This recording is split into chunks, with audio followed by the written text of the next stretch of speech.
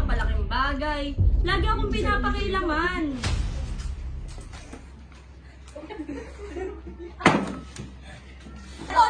Dito, may...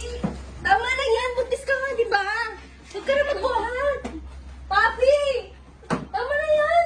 Bakit kasi kayo nakikialam? Lahat na lang Papi, masus ka! Nanginginig ako, guys. Hindi ko alam bakit, pero nanginginig ako. Hindi ko na maramdaman yung sarili ko. Pinipigilan ko yung sarili ko sa buntis si Papi. Lahat na lang maliit sa maliit, malaki. Lahat pinapakilaman niyo.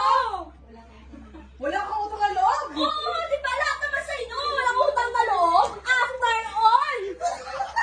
Si Papi, ang kapal ng mukha. Bastos ka! Ang akin lang naman, Papi. Huwag kang buhat kasi nabuntis ka. Palibasa sa'yo, di ba? Kaya naalis na kami. Palibasa! Sinasatak mo yung tiyan mo, te. Oh, di ba? Wala kang utang na loob. Bastos ka, puti na. Tama na nga eh, buntis ka yung tao, di ba? Hintay mo, bibenta ka rin yung ate mo. Tama na nga, di ba? Buntis ka yung tao eh. Aalis na nga kami, di ba?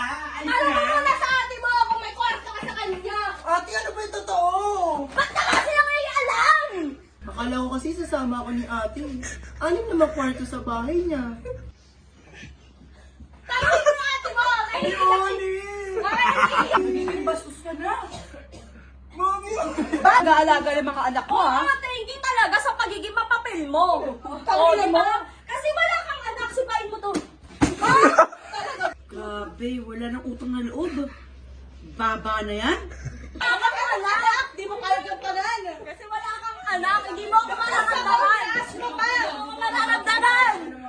Salamat sa pag-aalaga naman ako. Depressed ako, may asthma pa. Lagi akong pinapakilaman. Si Marie, laging mapapil sa mga anak ko. Ang kapal ng muka. Baka!